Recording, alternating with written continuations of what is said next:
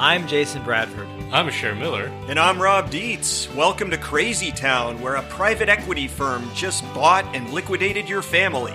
But hey, profits are up. Hi, this is Crazy Town producer Melody Allison. Thanks for listening. Here in Season 6, we're exploring escape routes, pathways that just might get us out of Crazy Town. In today's episode, Jason, Rob, and Cher are escaping capitalism. And here is a quick warning. Sometimes this podcast uses swear words. Language! If you like what you're hearing, please let some friends know about Crazy Town. Now, on to the show.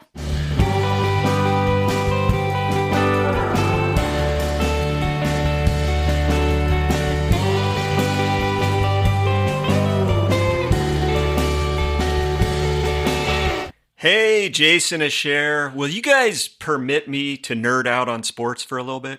Why not? It's a change from 80s sitcoms. I would say I'm a bigger sports nerd than you, so let's see. All right, let's do compare. this. Do you guys know the top 2 consensus venues for viewing track and field in the United States? Well, University of Oregon, probably. That is one.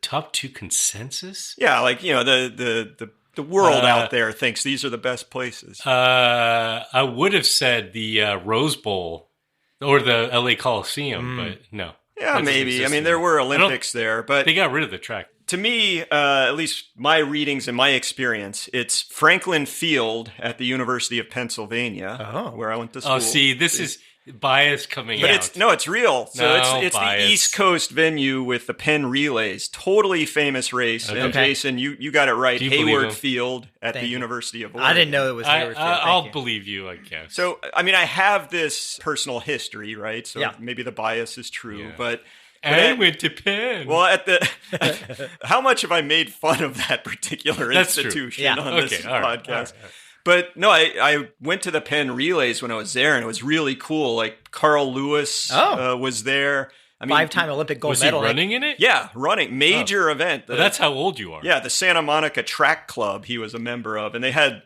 like this world record-setting 4x100 team. It was incredible. But anyway, that place, Franklin Field, it's beautiful too. It's this brick building, you know, storied track with Like all these old events. school, right? Yeah, arches and Yeah. stuff. Nice. And it was the first ever to have It's where they filmed scoreboard. Chariots of Fire. Wow.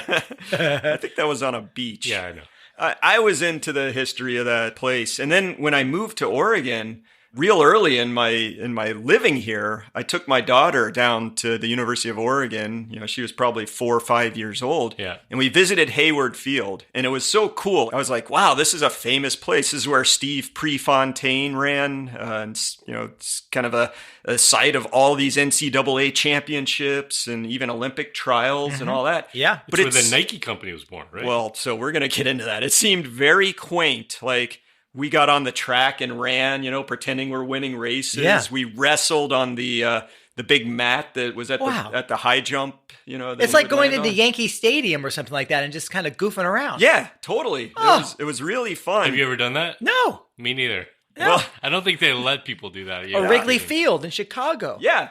Or Fenway Park. Keep going. That's how I felt going to Franklin Yeah. Field and Hayward. You got to come up with like a rugby one because we have New Zealand listeners. Yeah. Rugby field, don't you know? Or the Houston Astrodome. Right. Well, so here's where the story makes a turn. In 2018, Hayward Field got renovated. Nice, right? And, you Not know, nice. it's- Awesome. Usually you think like, okay, yeah, Progress. awesome. But to me, it became utterly unrecognizable. And of course, all the money, for at least most of the money, came from Phil Knight and Yeah. the Nike Corporation, which has a very interesting relationship with the University of Oregon, to say the least. But anyway, it's now a glitzy stadium. There's a museum there. There's this 10-story tower. There's international flags all over the place.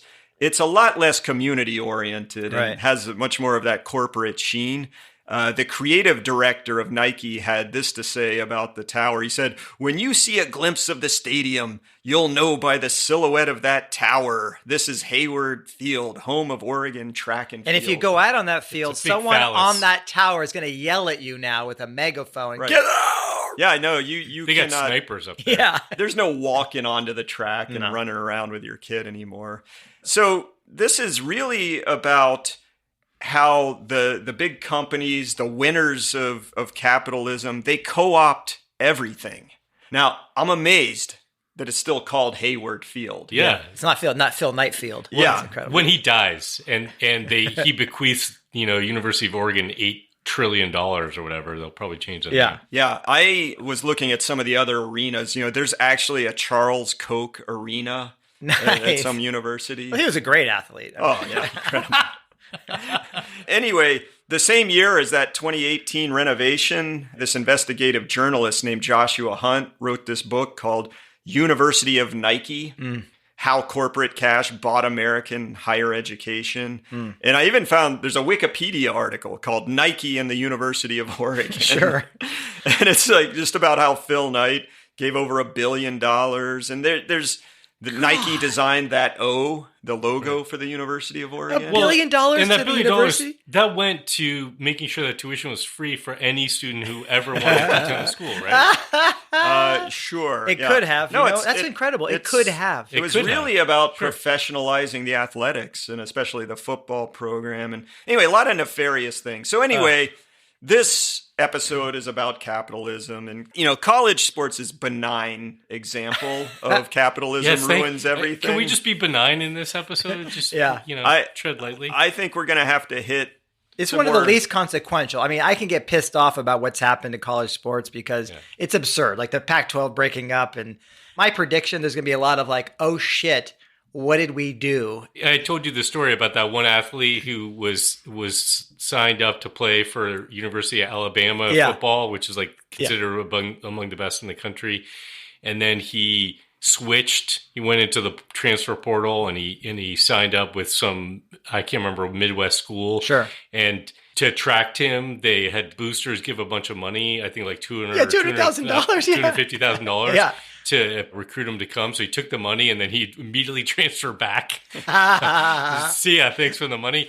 That's when people are going to start. Because the capitalists are like, wait a second. We need regulation. Yeah, wait, this can't happen. I love how you're like, I can't wait till that day when in sports they're saying, oh no, what have we done? I mean, that's kind of the whole theme here. We're looking at late stage capitalism where we're going to be saying, oh no, what have we done? Okay, so Rob did a lot of sophisticated research for this. Very sophisticated. He went undercover and acted like a sociopathic capitalist for a while, right? Right. He read some books from people that were like study this stuff. So there's this. His name was Wright. What's the full name? Yeah, Eric Olin Wright. Eric Olin He Wright. wrote a book called How to Be an Anti-Capitalist in the 21st Century. And Loser. I glanced through it to get ready for this show. But what's important here is that, of course, to understand how to be anti-capitalist, you have to know what is capitalism. So let's define this. And it's not writing in all caps. No. Okay. So it's the equivalent, you could say, of what we consider the market economy, in which people produce things to be sold to others through voluntary agreements. All right. That's a very good, precise, technical definition. And these markets are minimally regulated by the state. It's not saying there's no regulation, but it's shifted towards what you might consider more laissez-faire. Yeah.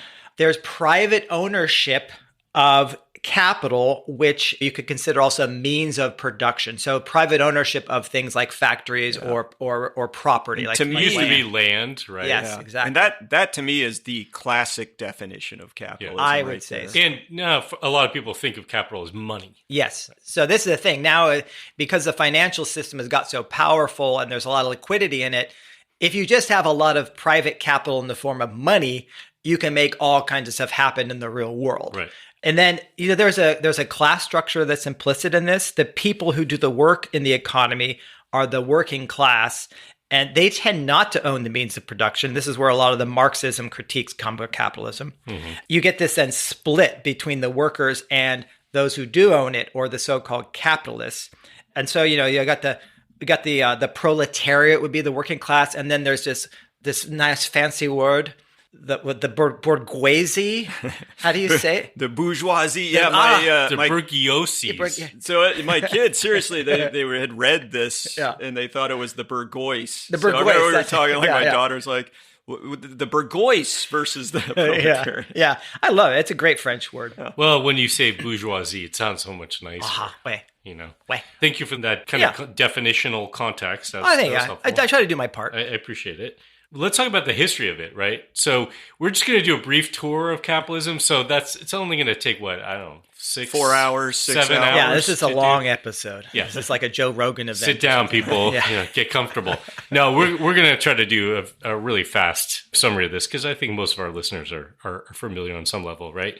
So it's impossible to point to like a single origin moment for capitalism because it emerged through the growth of things like mercantilism, the formation of some of the first corporations like the British and Dutch East India Trading Companies, which were at the very beginning of the 1600s and 1700s. I think you just did it. You pinpointed the origin. Congratulations. Well, I would say it's almost like building blocks. Yeah. Different components sort of emerged over time. So the practice of capitalism goes back many, many centuries. Sure. But really, I think what people look to is the codification of capitalism, the formation of modern economic theory. And they point to Adam Smith, right, who was an 18th century Scottish economist and philosopher. He published The Wealth of Nations in 1776. Pretty seminal year if you think about that in terms of modern human history. And that shared two main ideas. One was that free markets with little or no government regulation are the most productive, right? And two, there's an invisible hand at play, right? Which is that people, when they're free to pursue their own interests, it leads to widespread social benefit. I don't remember why this hand's invisible or anything like that. This analogy has always baffled me. It's because it just happens. It's like a conductor guiding the economy, but there really is no conductor. You're just letting people to pursue their own individual interests. It comes together in this beautiful harmony, this symphony. You're using your hands very well right now, by the way. No one can see that, but now I get it. Now I'm using my hand in a different way. Okay, yeah, that finger is quite prominent. I wish it was an invisible finger. Anyways, that's kind of an origin point, I guess you could say, Adam Smith. There's another hugely influential figure, David Ricardo. We actually talked about Ricardo as a British economist and politician. And the globalism when we talked about globalism, exactly, right? And you overlapped a little bit with Adam Smith, but he's famous for the theory of comparative advantage. And that was the idea. We talked about this where what's the most rational thing to do for nations, and I think you could argue for regions and for people too. People we and should specialize. Is to focus on what you do essentially best, right? Yes. And then go to the market for everything else. And if everyone sort of specializes, that's sort of the most logical and rational way of doing it. And you're really relying heavily on trade. And now it's become relying heavily on international trade. We talked about it. Unfortunately for us, we would specialize in being sarcastic bastards, but it's hard to monetize. No one wants to buy it. No. It's true. Yeah. It's a rough one. Well, look, if our listeners are interested in the history and going further beyond Smith and Ricardo, I got to recommend Robert Heilbronner's classic, The Worldly Philosophers. It covers Smith, Ricardo, Thomas Robert Malthus, Karl Marx, Thorstein Veblen, John Maynard Keynes, Schumpeter, and some others. And for a book about economists... Is Trump in there? Or is that... No. Oh. A book about economists you would think would kind of be boring, but it's a really good read, so I highly recommend that. Can I put on my analysis, interpretation of history hat or whatever? And I don't think we can stop you. Be pretentious for a second? Go for it. So Smith and Ricardo, if there was our Mount Rushmore of economic thinking... They'd be on there probably. Yeah. I don't see a lot of BIPOC or even women on that Mount Rushmore for some reason. No. In any case, they both come from the British Isles, yep. right? And in some ways, it's not coincidental that the rise of the British Empire, the rise of industrialism, which really fossil fuel industrialism, you could point to the British Isles again, and these ideas around how to structure the economy came together and were hypercharged and then disseminated out to the world in a sense through the British Empire, right? And that came directly to the colonies here in the United States. And in many ways, you could say the U.S. is the exemplar of capitalism, right? It's the beacon. We're number one. Of course. We're number one. Of course. Yes. Of course we are. So, I think that makes sense from that, the cultural materialism perspective, the superstructure, the ideas of capitalism would form in a place that had the opportunity to realize it. Now, let's talk about why we're trying to do it. In this episode, we're going to discuss escaping it and why would we need to escape it. So we're going to talk about some of the bads, right? Gosh, are we going to have anything to talk about whatsoever? This will be the quick part. So profiteering is one of the key features of capitalism. The idea being that you've got this motive to maximize sort of the profits of your business, but also then those profits are supposed to then flow to the owners of that business, like either individual private owners or shareholders if it's like a public corporation, let's say. And that doesn't always provide the best incentives for actually taking care of people or places, right? What a shocker. Except the invisible hand would say if you don't take care of them, people will go somewhere else. Yes. Yeah. So let's each of us come up with an example a quick example, and then of profiteering? Of profiteering. What's your favorite? What's your favorite? Oh my God. There's so many to pick from. Okay. How about the dynamic that we're seeing now of hedge funds basically buying up real estate markets, saturating an area. Yep. And then using algorithms to figure out how many vacancies that they should have in their properties so that they could jack up the prices of all the other properties. Okay. That's a very good one. I think that private equity buying up emergency rooms is also a good example, maybe. Because really? That seems totally reasonable to me. Right? Well, the example that I like is the privatization of prisons. Oh, man, this is tough. Let's pick one. We got to pick one because we can't take forever. We're not going to do a Joe Rogan episode. No. So we're going to do a little Rochambeau game, rock, paper, scissors. I'm awesome at this game. Okay. And we're going to figure out three-way. Yeah. Okay. So let's see if anyone's going to go out on the first one. All right. 1, 2, 3, shoot. Okay. I'm out. Shares out. All right. Ready? Tie. Okay. I did it. I told you I was good at this game. You cheater. I am excellent at job, rock, Rob. Paper, scissors. Nice. There are competitions for this actually that are like on the air in some countries. Can I win money? I think you can win money. Okay. And I felt like I was thrown off because I wasn't ready to play the French version. Rochambeau. But how do you do that? I still came through. You do that with like a snide look on your face? Yeah. That's a French version. Hey, do not alienate our French listener. Yes. No, listener, okay?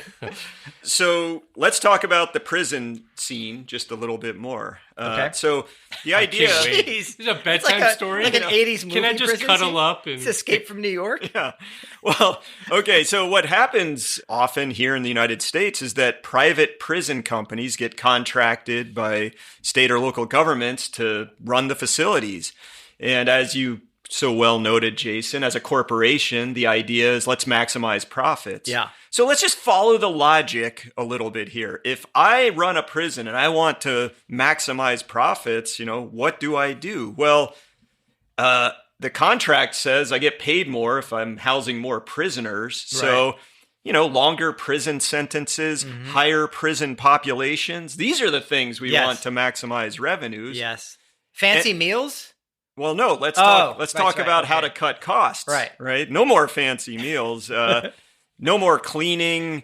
No more paying your staff a decent wage. In fact, why even have that many staff? Let's cut the number of guards and the number when the robots are available, that's going to help so much. And training, that's extraneous. Let's get rid of that. So you can imagine just how well these prisons end up being run and how good is the rehabilitation in such a place. Right.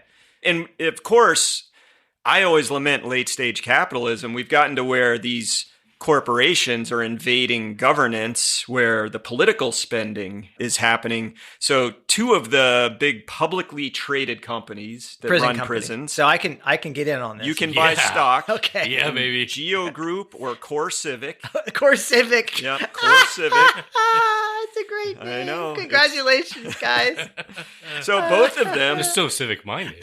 Both have spent millions of dollars in the civic interest, lobbying state officials and donating to political campaigns to defeat bills that would revoke the ability of corporations to run prisons. Well, of course. That's their whole beeswax. That's logical. I mean, yes. Yeah, that's a good use of their money. Yes. Okay, so thank you for that. That was very, I'm sure, all of our listeners are feeling deep calm and a sense of the beauty of the world after relieved they're not in a private prison. Yeah, maybe.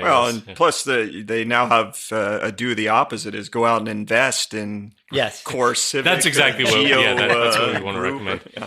Look, we could talk all day long about profiteering, right, and the more heinous forms of capitalism, but I want to talk a little bit about the inequality that's sort of embedded in the DNA of capitalism. Okay. You have a situation here, and Thomas Piketty, French.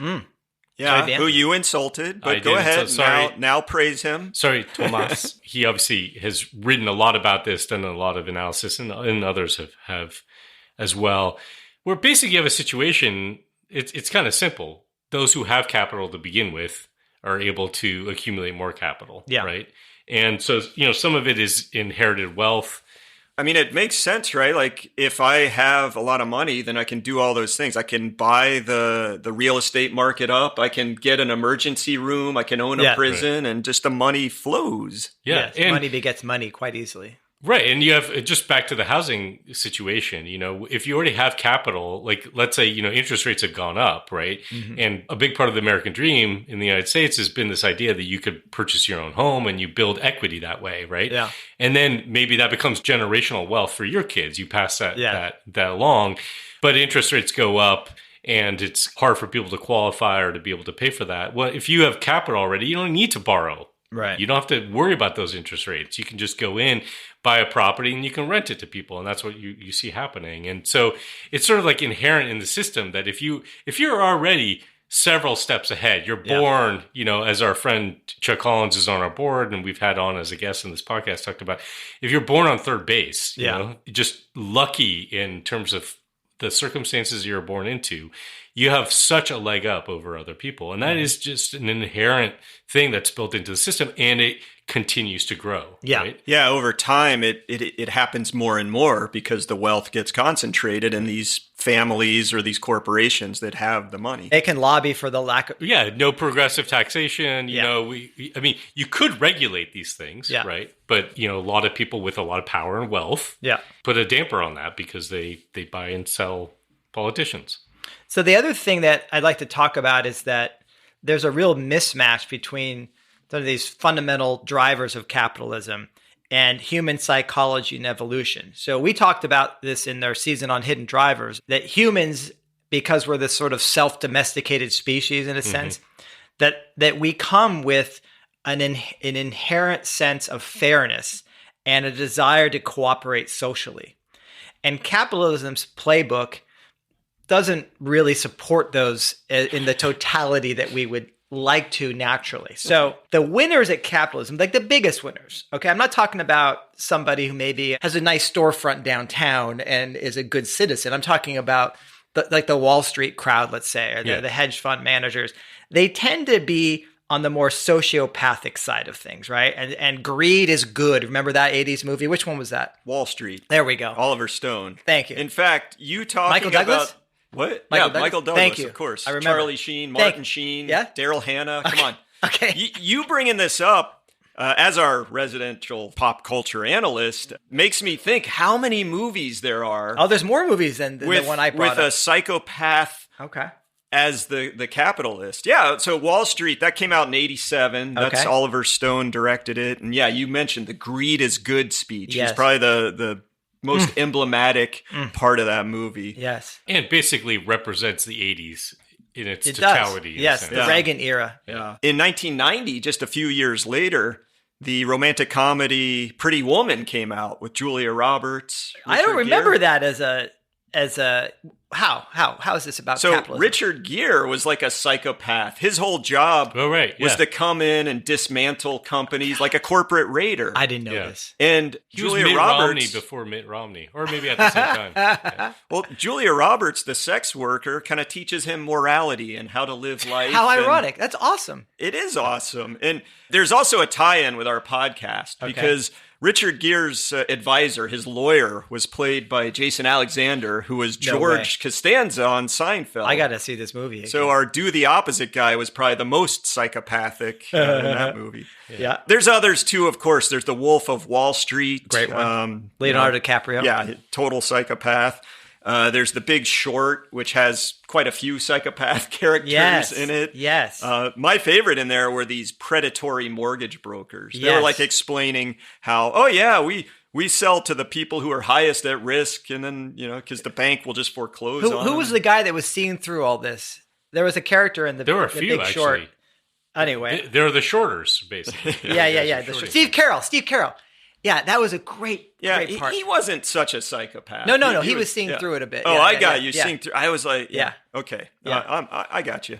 But the one I want to highlight the most is American Psycho, which does not hit everyone's tastes, but American Psycho is a 2000 movie based on a book by Bret Easton Ellis. It stars Christian Bale, and he's literally a serial killer working on Wall Street. But the very subtle metaphor. Okay. Yeah, it's utterly over the top parable, like satire that uses violence as a stand-in for the whole corporate greed and capitalist excesses. Yes. But really, it's worth a... But here's the thing.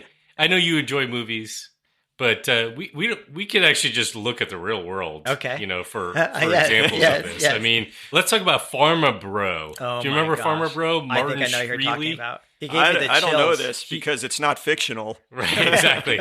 He's most famous for having the most punchable face in America. What year was this? That's not true. What year was this? This was 2015. Okay. I think it happened. So just for folks who want to look up Martin Shkreli and you understand Type why in the most punchable face in America. I don't know if that'll come up, but it should. He actually became infamous when his company bought the drug Daraprim. Mm-hmm. And that drug treats a parasitic infection that can cause serious or like even life-threatening problems for babies. Also for people who with compromised immune systems like AIDS or, certain cancer patients. So a very important drug for people. His company basically bought this drug and they immediately jacked up the price from, I think it was $13.50 per pill to $750 per pill, right?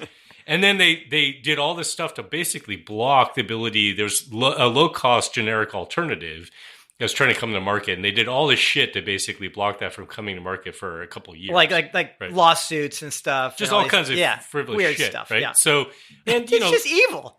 Yeah, totally evil. And the reason it became so infamous is because this is like such an extreme example of something that happens constantly. But I think he kept justifying it. Oh, this is he just was capital. unapologetic. Yeah, this is just capitalism. And that's why I say he's a punchable face. He was just like kind of reveling in being this like villain. Right. Like how much money I'm making for my shareholders. Isn't this great? You should really love me for this. It happened again, or almost happened again, but Harrison Ford thwarted the psychopath who wanted to corner the drug market in the movie The Fugitive. You guys remember that? God, yeah. I don't remember that part at all. That is true. I just remember he hung out with the Amish. God, Rob's brain That's is a different movie. He didn't hang out with the Amish. Rob's brain is so corrupted. What movie was that?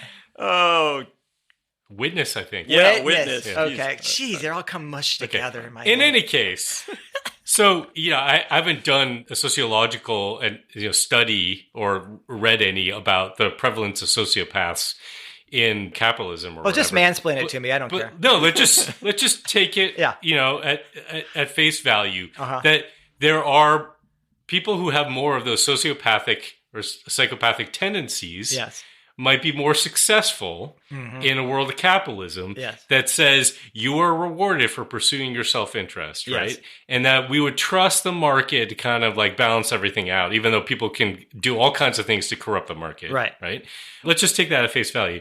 But to me, what's much more interesting is it's not the sociopaths. It's the fact that so many of us, most of us on some level, we are basically put in a situation where we have to participate in the system. We're enabling the sociopaths in many ways. It's not just enabling. We're aligned with them. We are capitalists as well, right? Yes. We participate in a capitalist system, okay? And there's this whole dynamic. Just think about investing, right? Mm-hmm. So, you're investing your dollars, and the mindset is, if I don't invest my money, I'm going to be left without any resources when I get to retire, exactly. right? And nobody's going to care for me. No. Right? Not So I've got to do this. Yeah. And if I don't do this, or if I decide I'm going to only invest in things that are aligned with my values or Right. actually care for the planet or care for people or whatever, maybe there are lower returns on investment. And I'm going to miss out if I do that. And let me tell you, that's my story. Yeah, mine too. I got out of my wife and I sold all the stocks that we had, all the mutual funds that we had 20 years ago, basically. And we're like, we can't participate in this thing. And by the way, I would say I was in a privileged position to even be thinking about that, making a decision like that. But I can't even begin to think about how much money I lost out on, basically stepping out of that system.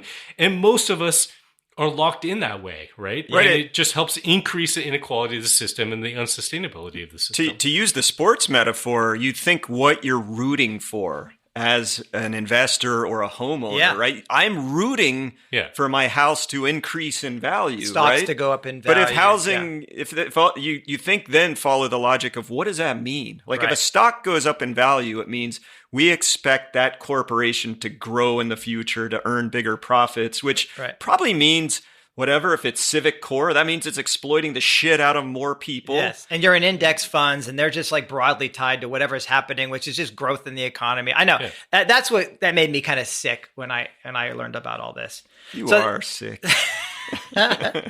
So, I mean, the other thing that, kind of what gets to me a lot, of course, is not just that people are in prison longer than they should be and not rehabilitated and they suffer. That's but also the that doesn't matter. Let's just move past that. No, that's bad. That's bad. But beyond just humans, of course, capitalism kind of sucks for the broader environment, right?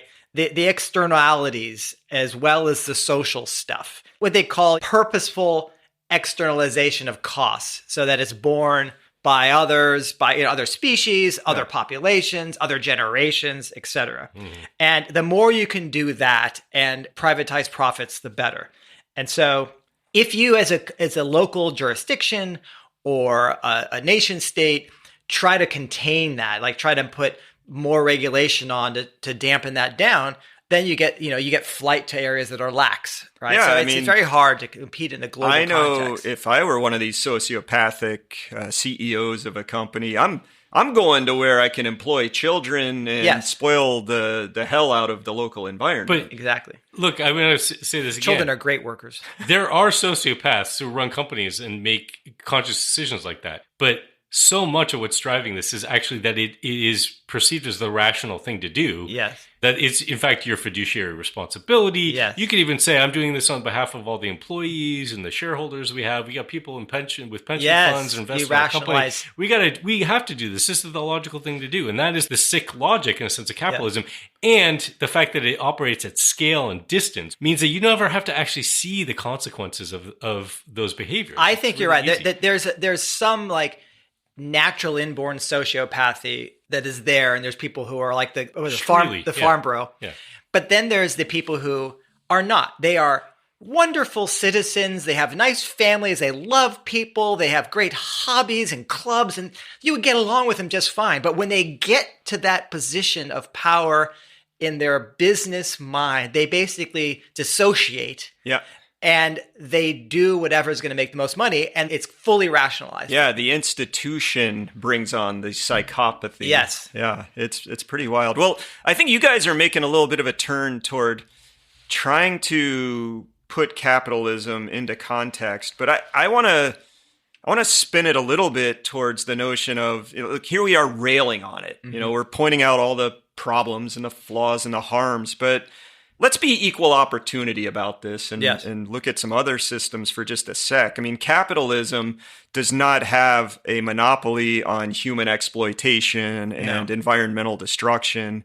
Pick your other flavors of how to run the economy, a monarchy, a feudalism, communism. Yeah. I mean, the Soviet Union doesn't have the greatest, did not have the greatest environmental record of all time. No. We talk a lot in this podcast about it's not black and white. Look at the nuance, kind of find the balance. And capitalism does have some positives and some benefits. So I don't want to just paint it all as those. Horrible, right? So, I mean, like there is efficiency in developing products. The other day, Jason, you said something like, it's amazing how fast when we got focused on creating a vaccine or a cure for a particular disease, AIDS, I think. Comes apart. It comes apart, comes to fruition. Yeah, it was incredible. So, that can happen. There is lots of individual choice, too, in both how you are employed and what you want to consume. Mm-hmm. That's kind of nice, really. And I feel like, too, in a lot of capitalist societies, there's opportunity for social mobility. Right. You're not stuck in some caste like some ancient system. Yeah. But although it is closing out once the Piketty stuff starts kicking in, like the inheritance controls all the wealth. So, I don't know if that might be a short-term thing. I also want to distinguish between sort of Main Street versus Wall Street capitalism, right? And, we saw this with Walmarts, right? Like Walmart would move in at the edge of town and Main Street would shut down because everyone goes to the cheaper place that has everything at one stop. Yeah. So it's not to say that entrepreneurial spirit and having, the ability to organize and provide services and goods to people is a bad thing, and having the flexibility as a private individual to think for yourself. So competition on some level, creating better products or better solutions for people. I agree. Like which is your favorite coffee shop in town, for example? There's multiple choices. I'm actually an equal opportunity coffee shop drinker. Okay. Yeah. Well, I mean, tried and true, you like kind of the lighter roast. But I like coffee culture. Yeah. Okay. I'm gonna keep going to the same one until they trounce the competition and everybody's out. I saw a lineup in front of Dutch Bros the other day. That was depressing. Hey, we're not getting any money. We're being bad capitalists. We're not getting any money for these plugs that we're doing here. Oh my God. We got to cut this.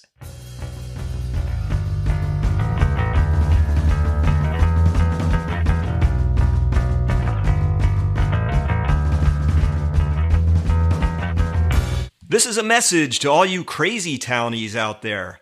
Sometimes Jason, Asher, and I wish you could be here in the room with us when we're riffing on eco-modernist nightmares, the end of capitalism, the collapse of civilization, and lines from Arnold Schwarzenegger movies. Since you can't be here, maybe we could still be in contact in another way. If you've got a comment about the show, or you want to throw some shade at us, or you got a question... Or you have a suggestion of escape route stuff. Yeah. Maybe you got a story of your own you want to share.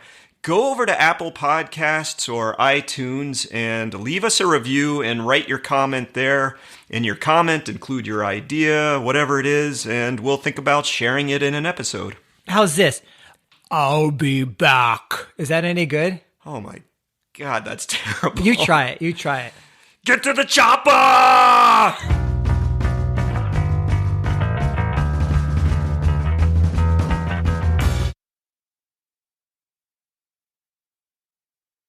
All right, I've got a bit of listener feedback. This comes in from Mary. I'm nervous. Yeah, this comes in from Mary Wildfire, who is a sometimes writer and commenter at resilience.org. Yes, familiar. Thank you for that. Mary says, I have a suggestion for how to make progress toward escape from industrialization on the individual, family, or community level, specifically in regard to the food system. I want to hear it. Yeah. The suggestion is that people with access to even a small amount of land grow a garden. People who live in small cities and want to stay there and don't have access to land should agitate for the creation of community gardens. Reasonable. Very reasonable. Yeah, I would say it's so at the level of practicality that it's better than about 99% of the crap that we spout. Good job. Thanks, Mary. Thanks for the suggestion, Mary, and thanks for listening.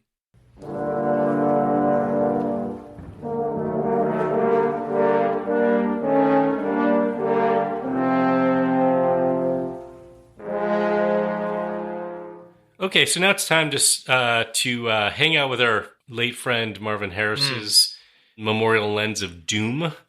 And just as a quick reminder, basically, cultural materialism theory that human societies are governed by what's called infrastructure of the physical world around us, structures, which is basically laws and rules and the way that we orient society, and then superstructure, which is our belief systems and worldviews, and the particularly important role of infrastructure in driving the others. So let's start with infrastructure. What is the infrastructure of capitalism? Money, money, money, money. Yeah, exactly. So, there's the monetary and corporate infrastructure, right? Banks, the flows of funds, which is now totally on hyperdrive because it's all digital, right? And instantaneous. There are all the markets that exist for trading stocks and bonds and commodities. Some of those are virtual, but some of those are actually not virtual. All the derivative products associated with real assets, like the stockbrokers, the fact that you can go to a Charles Schwab, there's another plug, or E-Trade, recommended. There's an infrastructure there to allow the flow of capital that way. There's obviously the OG, which is private property, right? And that literally, in some cases, is physical property, and that's part of the infrastructure that exists. Housing, farmland, whatever you want to point to. The shale oil derrick that I own in Texas. It's lovely. It's beautiful. Have you been? It's incredible. So there's the infrastructure of like all the enforcement apparatus of that private property, right? You've got the military and the police. We talked before about sort of the U.S. military's role in supporting global trade. And all this leads in some ways to the impoverishment of the shared infrastructure, right? The public infrastructure. And the enriched private infrastructure, right? Yeah. So you compare private schools, for example, to public schools. Or decaying city parks, but mansions in the hills. Exactly. Yeah. Okay, well, I think the infrastructure of capitalism, obviously it's key from the Marvin Harris lens, but when we're talking about capitalism, I think the structure might actually be more important because capitalism really is a set of rules, right? That you run society by. So real quick, what is the structure? Well, you've got private property rights and the ability to own things privately. You have free markets, so basically, so-called free markets. Yeah, but you go in with the expectation that me as a private person can own stuff, start a bit. Yeah, trade. There's laws and regulations or lack thereof that are favorable to capitalists and businesses. Example would be patent law. And you even get this thing where the companies are able to do regulatory capture, right? Like when a regulatory agency ends up being run by business interests. And an example that happened in recent times is the Boeing 737. Essentially, the Federal Aviation Administration turned over control of safety and all the certification to Boeing itself. Jeez. So guess what happened? Not too good. A couple other pieces of structure in capitalism. One is this idea that companies have to maximize shareholder value, right? And I did a little looking into this rule, and I didn't know this. That's basically just a corporate rule. It's not legislated. Sure. It's just accepted as, it came out of Milton Friedman and his cronies. What's interesting to me about it is it's actually, I don't know which comes first, but it's a worldview as well, right? Like the belief system is that that's what you're supposed to do, but there are actually kind of rules in place within corporate structures that enforce that. Yeah. And then you brought this up, Cher, about investments. And I think that's a part of the structure and this alignment that we all have, whether you're trading in stocks or bonds or real estate or crypto or baseball cards like Jason does after selling the 401k off. You're hoping that card collection is going to be huge. Yeah, you're going to trade on I'm that. still holding my Trump NFTs. Yeah. I think they're going to come back. I have a rookie Ricky Henderson, I think, if you want that. Oh, wow. I'm in. Okay.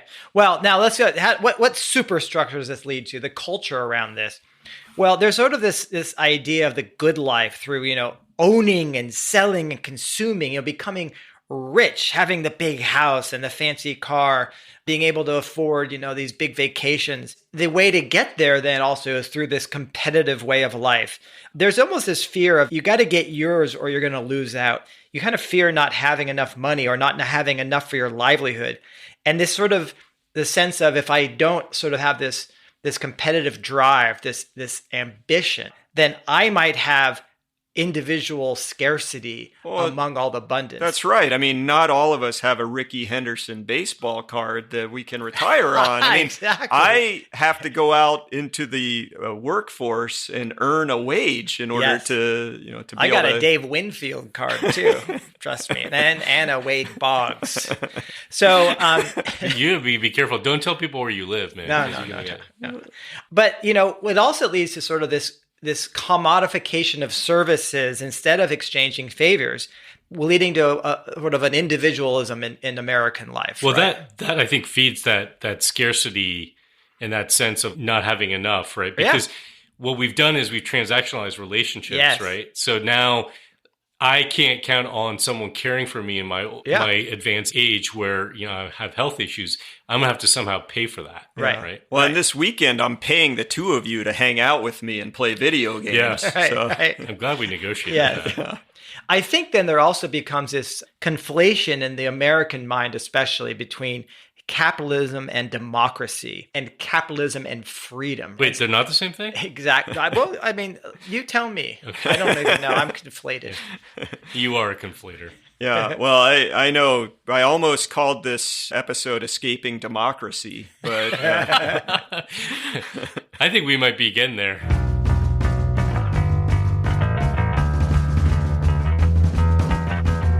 Every decision I've ever made in my entire life has been wrong. My life is the complete opposite of everything I want it to be. If every instinct you have is wrong, then the opposite would have to be right. So here we are in the land of doing the opposite. I thought we could share a few personal experiences of doing the opposite. Maybe that would resonate out there. I'll start. I took a job in the private sector at one point in my life with a very money-focused corporation. And I got to say, that place had very questionable structure, even from the Marvin Harris perspective, the kind of policies and rules by which the place ran. Questionable ethics, I thought, and just a terrible corporate culture. And my do the opposite was get the hell out of there. I was not a good fit. Yeah. And that was a job I had before I went back to graduate school. Okay. And yeah. I'm glad you made it out. Thank you. Yeah. Uh-huh. Well, my story is a little different. It's about what's happening here on the farm, and you guys are all contributing to the farm here, and we're very fortunate. We have this productive land. Now, what's interesting is that it's a potential. The potential, and what most people would do in the situation that I'm in, my family, would be to become a very, very nice part of the rentier class. Like, our option here is to just rent this out to a local farmer who would probably do grass seed and maybe some row crops for processing vegetables. And we would just collect a check. We would have to do almost nothing. So you would harvest money while they harvest grass seed. Exactly. And you could join the bourgeois class. Passive income. It would be low risk. There's plenty of well-financed local farmers, and they're industrial scale. They've got good bank accounts. No problem. You could do this. Now, we're not doing that here. That's not what's happening. Instead, I do all this work on grants for habitat restoration. I have leases with 5 different small farmers. We reinvest much of our income back into the farm to improve the place so that these small farmers can develop their businesses, and the ecology is continually restored. So in this case, we are sacrificing income, at least in the short term, for standing for these other values like, nature and a vision of a small farm future. So can I just summarize what you just said? Why not? If I'm Jason, I am the worst capitalist in the history of the world. I was just going to say, meet Jason, Dr. Loser. Yeah. I don't feel like I'm a very Goodbye good to the dreams of money harvesting. We are mocking you. This is the problem with capitalism. We are mocking you for actually being a human being. I think that's true. Like, I would be laughed at by a lot of people for what I'm going through. Yeah. Yes. Or they just pat you on the head. Oh, that's so quaint. That's so Isn't that nice? Yeah. Yeah. He's cute. He's weird. Well, as you guys know, I was born in Europe, so I'm better. Yeah, of course. Very sophisticated. Yeah. You're urbane. You eat baguettes while we eat Wonder Bread. No. I eat hagelslag. Okay. Wow, even better. Yeah. I just choked on that. My boys, when we took them to Amsterdam for the first time, they loved the word hagelslag, which is chocolate sprinkles, and the way the Dutch people informally say goodbye, which is doei. So they would walk around, little toddlers saying, doei hagelslag, to everybody, and then people would be like, what's going on here? Goodbye chocolate sprinkles. Goodbye chocolate sprinkles. That's cute. In any case, what many European nations, Western European nations, practice is they call it democratic socialism. I'm not even going to call it socialism. It's another form of capitalism in a sense. But what they basically decided to do was, look, some things should just not be left to the quote unquote free market economy. Oh, you mean like running prisons? Like running prisons, healthcare systems. like healthcare, right. And it's just saying basically, look, we have a free market. We have opportunities for competition and for quote unquote innovation happening and free choice with certain things. But core rights or things that we as a society see as important, like early childhood development. Right. We're going to basically say we're not going to leave people on their own to those things. It's in our collective interest to make sure that there's a floor set for people or support, or it's just not left to the basically the marketplace. So it's not a full do the opposite, but it's definitely like let's shift. This is why you're so angry. You were born where you had a floor that you couldn't fall below, and here you are in America falling below it. Yeah. Well, we're going to get into the visions of different infrastructure, or a vision for different policies and worldview and all that, but you brought up the book earlier that we found by Eric Olin Wright, Jason. He was a professor of sociology at the University of Wisconsin. He just died a few years ago, and that book was, again, How to Be an Anti-Capitalist in the 21st Century. And there was a chapter in his book that he presented 5 anti-capitalist strategies. And I thought it was a cool little summary, just as a vision of how you would deal if you wanted to get out of capitalism. So his 5 were, the first one is smashing capitalism. Okay. That's the idea of being a revolutionary, start a revolution. His second one is dismantling capitalism. So this is a strategy of building up your state-run enterprises, maybe like you were talking about a share in the Netherlands or wherever, a hoity-toity European country, and then having that coexist with the capitalist. Yeah. And then the third strategy is taming capitalism. So this is where you bring in the regulations and deal with the flaws of it. Harm reduction. Fourth one is resisting capitalism. So this would be like your Occupy Wall Street. It's where you oppose capitalism from outside the state, but you're not actually attempting to gain the state power. And then his fifth and final one, which exactly mirrors our episode, was escaping capitalism. Why didn't we just read that section of the book and just be done? I know, right? My God, you're bringing this up now? Yeah. Well, it's probably a little... Sorry, listeners. It's probably a little more runaway-ish than what we would propose. But yeah, his whole thing in there is like try to insulate yourself from the damaging effects. So it's often a lifestyle strategy, right? Yeah, like eco-villages. Yeah, go to one of those. Exactly. Or the Bhagwan Sri Rajneesh community.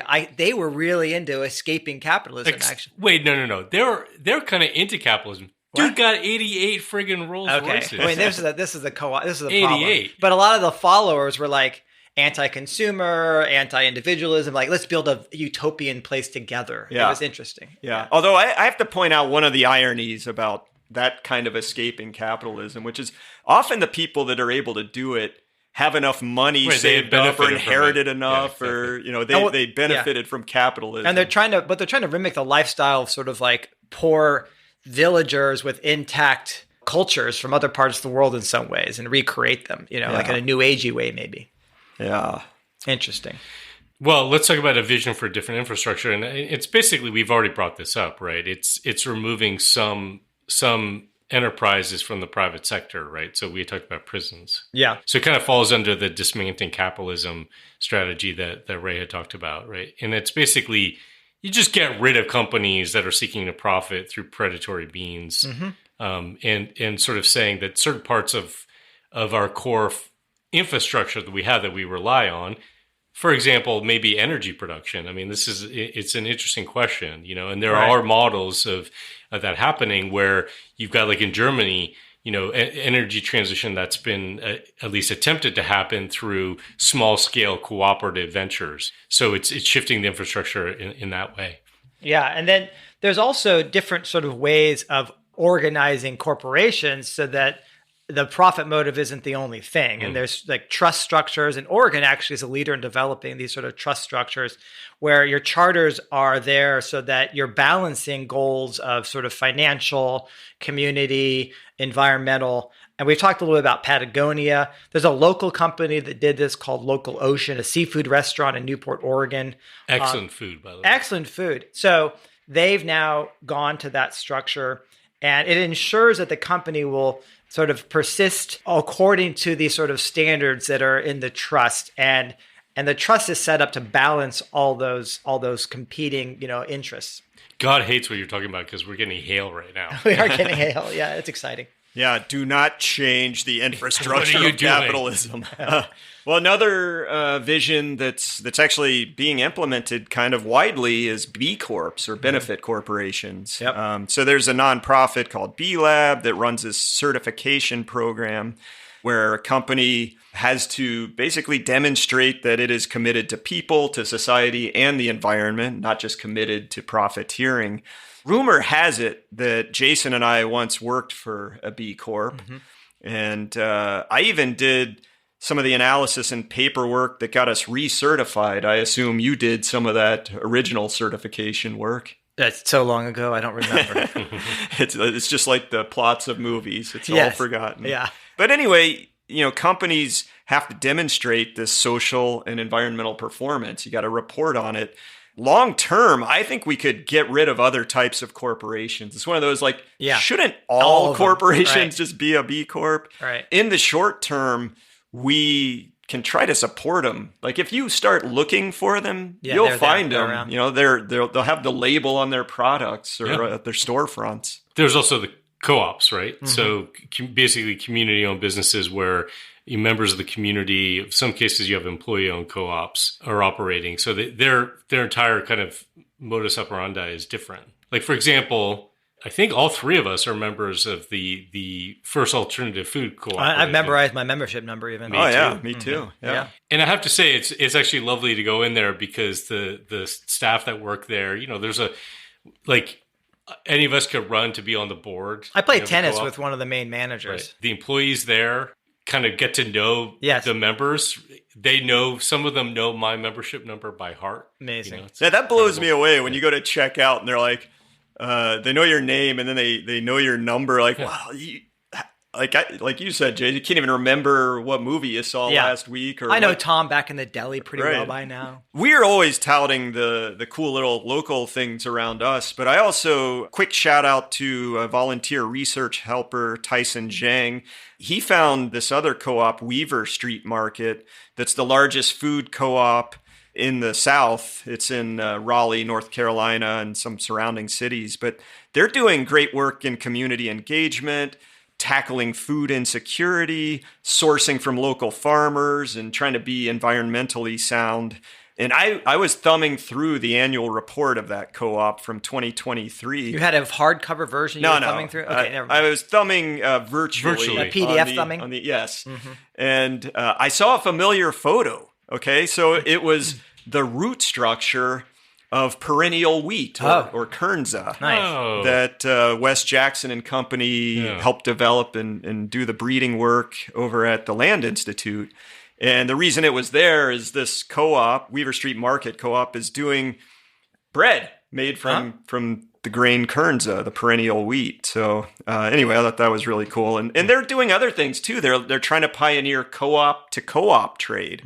So building the ecosystem and prioritizing purchasing from BIPOC producers. So some egalitarian work in the community. Nice. So there's all these different structures, right? Another one I'd like to just mention briefly is the not-for-profit enterprise. This is different from nonprofits like 501c3s, These are supposed to combine the efficiencies of for-profit businesses with a mission-driven nature of traditional nonprofits. So they can earn profits, but they have to then use those according to codified goals of the organization rather than being distributed to individuals for private gain. So what you're saying is you do not want to be the CEO of one of these because you will not get the gain. Bonus. Yeah, the bonus is you're going to get paid a nice wages. I can't get out of my capitalist mindset. We got to get to the superstructure stuff here. Jeez. So Mozilla, for example, a web browser tech company, they exist to make the internet a healthier, happier place for everyone. So they're prioritizing people and privacy over profits. So it's a wholly owned by the nonprofit Mozilla Foundation, the corporation Mozilla, beholden to its mission and not to its shareholders.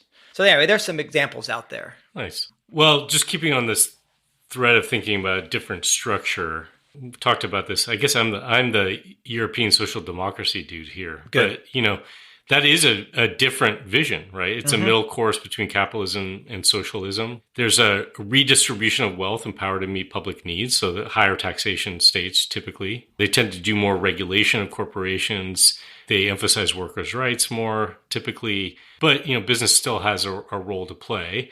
And the government controls more than just regulates only certain aspects of the economy.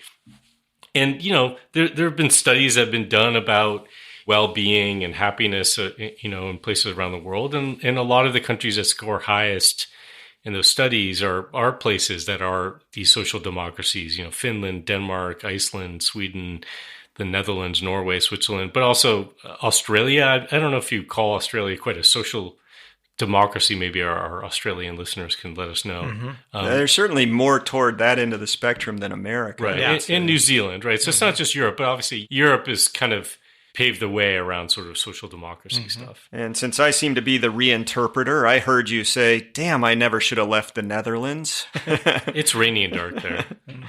Oh, but here in Oregon. More rainy and dark there. Well, yeah, I do think there are lots of merits to the social democracy. But also, you still wonder about the sustainability of those nations. Are they 100%? That's a tough thing. So one of the things to kind of get at that, how do we get a more sustainable society, but also a happier, healthier, all that, is I've been exploring the commons since we really jumped into doing this entire set of podcasts. And David Bolyer's a guy who's written a book called The Commoner's Catalog for Change Making. And the whole idea is to empower the commons as opposed to empowering the private sphere or the whole idea of capitalism. And we talked about him. We did an episode on the commons and the watershed moments. Yes, watershed moments. Yeah, the idea at that point was that there was a point in history where you just privatized everything. You enclosed the basically common lands. Fences. Yeah. But so, this can apply to just about anything. You could be talking relocalized food. You could do local infrastructure that has shared benefit. Like you could think of Wi-Fi networks or solar commons, little local I'm solar thinking co-ops. about like storage for grain and stuff like that, geez. Yeah. Oh, the food system could use all of that. They're working on that locally. Yeah. Anyway, many ideas for policy shifts in what's allowed and what you promote and what you demote or de-emphasize.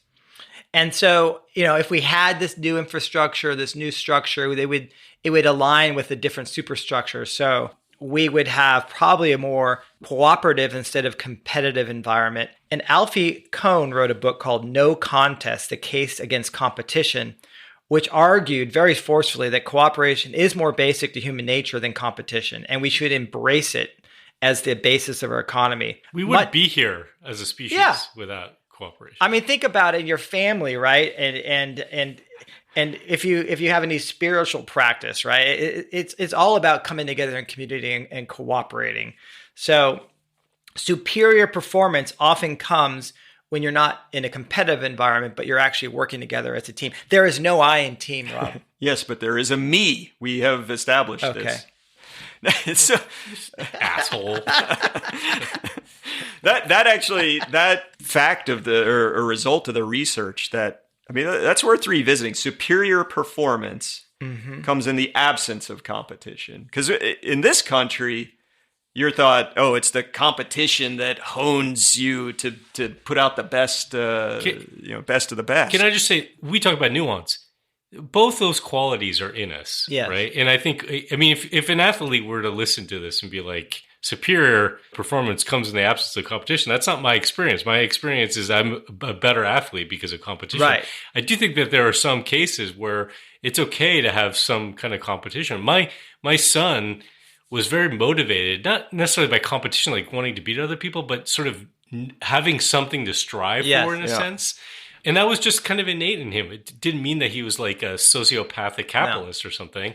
So I'm just saying, there are places for competition that might be healthy places for competition. It's just, are we turning over the essential needs of society towards competition? Well, even in the world of athletics and professional sports, you see it. Like somebody who gets the competitive piece that really outweighs the cooperative, like it turns bad. You get like the Draymond Green who like can't get along with other players and teammates and routinely gets kicked out of games and suspended. You know, it's like it's gone opposed to Jokic, who's like, what's so incredible about him is he doesn't care if he scores. He's all about making his teammates better. Right? Yeah.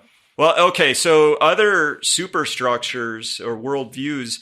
One of the key ideas in economics is the solidarity economy. And the idea there is that we're talking about communities of care. So think about economics as anchored in communities with egalitarian values, with commitment to social justice.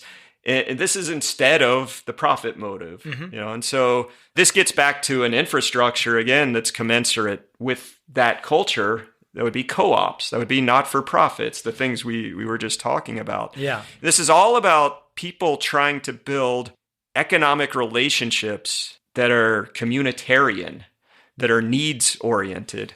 And our friends over at the New Economy Coalition have been working on kind of describing this for years. It's an ecosystem for the solidarity economy. So you have participatory democracy. You've got cooperative and public ownership and a whole culture of enterprises that care for people and planet. And you can apply that in all these sectors: housing, schools, farms and food, art and culture, healthcare, all of it. So that's the worldview shift that needs to happen. And I think there's a whole lot of overlap between these. We're throwing out all these different names for things, terms, but you can look up indigenous economics, eco-socialism, the just transition movement. There's so many flavors about how to think about a more benign, needs-based, more cooperative type economy. It's kind of cool. It's like it's coming together as an ecosystem of a post-capitalist world, and hopefully it solidifies over time. Yeah, and maybe it's worth just looking at some specific sort of localized examples. There are a lot of them. I think people experimenting with either different business models or meeting needs in different ways. But the Boston Ujima project, which I think is trying to take a almost systems approach in a sense to thinking about creating more of a solidarity economy within their community, might be worth looking at.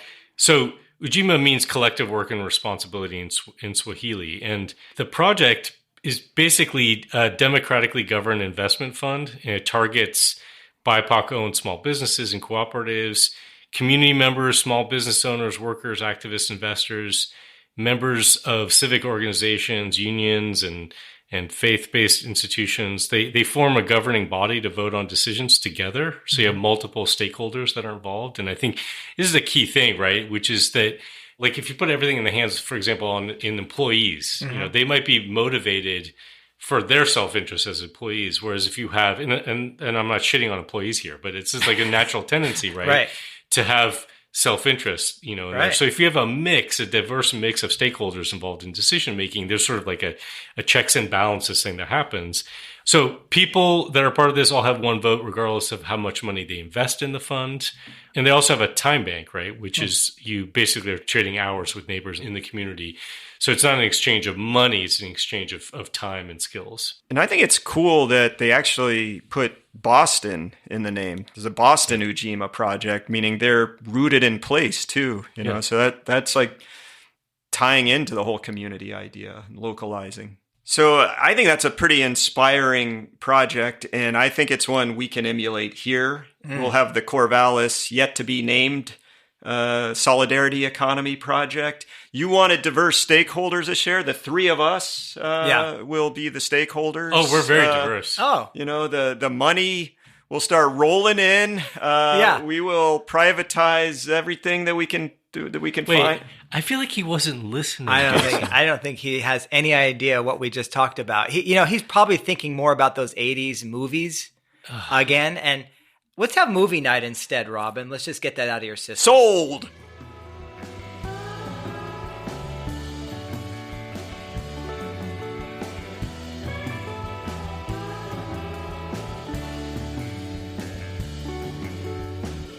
That's our show. Thanks for listening. If you like what you heard and you want others to consider these issues, then please share Crazy Town with your friends. Hit that share button in your podcast app or just tell them face to face. Maybe you can start some much needed conversations and do some things together to get us out of Crazy Town. Thanks again for listening and sharing.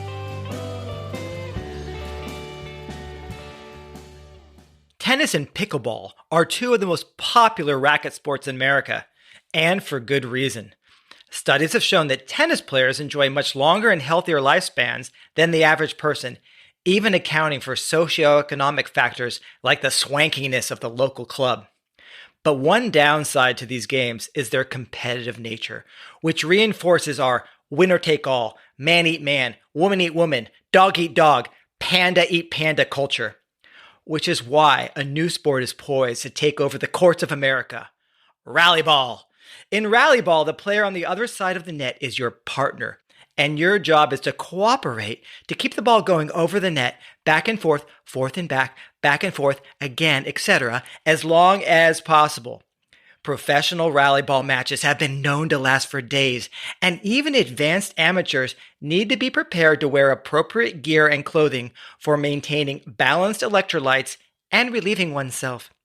Play rally ball and never have to experience the terrible pain or incomparable joy of winning or losing ever again. Crazy town, da da da da da da da, crazy town.